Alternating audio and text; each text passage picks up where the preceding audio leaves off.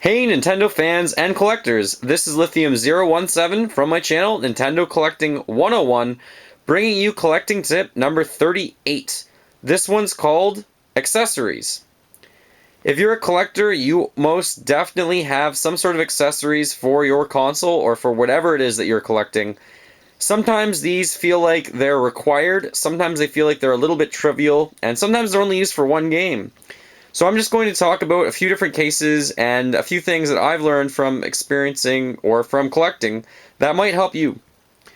There are certain accessories that I think you have to get. You definitely need to get them.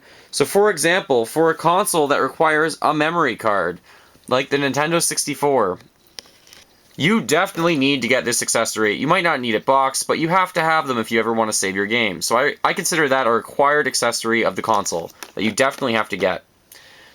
Another one that just helps you playing a lot of games is the expansion pack. There are roughly, I don't know, a handful of games that require it, but if you ever want to play Donkey Kong 64 Majora's Mask, you have to have the expansion pack in order to play it. So it's almost a required accessory. You can put it in your console and you leave it in forever. Awesome stuff. But then there's also accessories that aren't definitely needed to play a game, but they just add to the experience a little bit, like the Rumble Pack, Star Fox 64. It works with a lot of games, like Paper Mario, but it doesn't really add that much to your experience, so you might want to be careful about collecting a lot of them, because you don't really need them. Then there's something like the Transfer Pack on the Nintendo 64 that would allow you to transfer information from your Game Boy to your N64, or vice versa. And very common with Pokemon in Pokemon Stadium. Keep in mind that this is only used for a few games, so do you really want it? You might consider it a requirement to beat that one game, but if it's only for one game, look at the expense of it. It might not be worth it. Then there are completely useless things that you can get, such as, in my opinion, the N64 cleaning kit. So this is to clean the actual console, and this is to clean out your memory slot. Really stupid stuff. You can do that with other things, so you don't really need it. I bought it because it was $5, and that's the only reason why I have it, and I'll never probably use it to actually clean.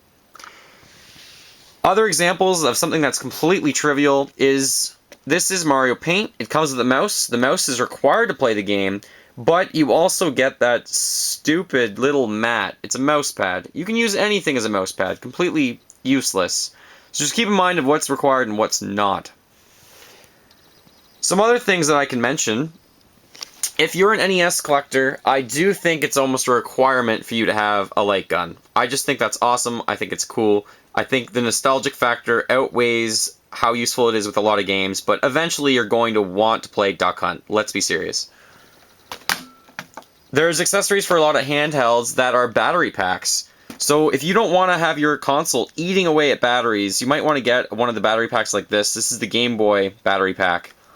So it's kind of really useful, but not required. However, if I didn't have it, I would be eating through batteries non-stop.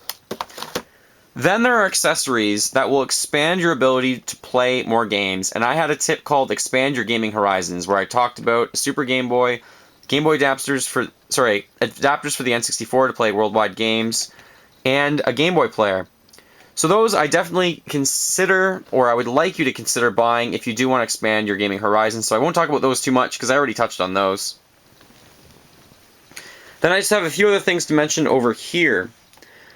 First, I'll start with the useful stuff. So this is a Wii Pro Controller. It's the gold one from Japan from Club Nintendo. Playing a lot of games on the Wii, you have multiple configurations to use the controllers, and a lot of the times it's just better to use a Pro Controller. So if that's something that you could see yourself using with a lot of games, it's definitely worth buying.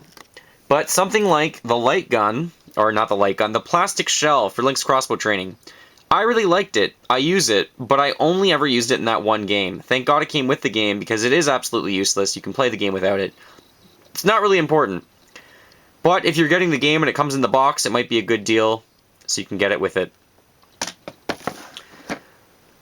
Then there are games where almost literally there's only one game that requires the accessory.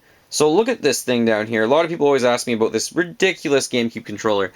This is a Japanese GameCube controller that's made by Aksai, where it's basically You have a keyboard in the middle of your controller, and it's huge. It's very comfortable to hold, but guess how many games it works with? One. Just one game, and that is Phantasy Star Online, which you also need this broadband adapter. So to get both of these to play the game, it's going to be excessive amount of money. You can have a great experience with other games that probably wouldn't require that much money to buy. Just use the accessories for one game. I'm not even sure if this works. I just bought it because it was like $5 on eBay, and normally they go for a lot more than that. Another example of a one-stop accessory is this stupid microphone on Hey You Pikachu, and this is the Japanese version. It has a mic, and I don't really think you use it for any other game on the N64. It was just, you know, an idea that Nintendo had. The other idea that Nintendo had that didn't come to fruition, do you remember that little clip that went on your finger, and it was the vitality sensor that was supposed to come out for a Wii, and it never did? Good thinking, Nintendo. Don't release that. Then there's dance pads, and dance pads are very popular with a lot of the DDR games. If you're going to use it a lot, you might as well get it. Another example is all the Rock Band accessories. I play that game a lot, play it many hours, so it was worth me getting all the expensive accessories because I saw myself getting the time out of it.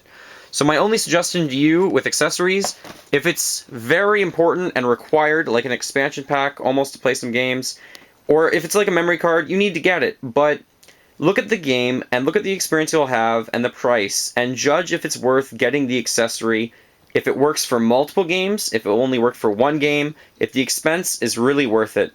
So that is my tip for buying accessories when collecting. Thank you for watching, everyone. Feel free to subscribe, and have a great day.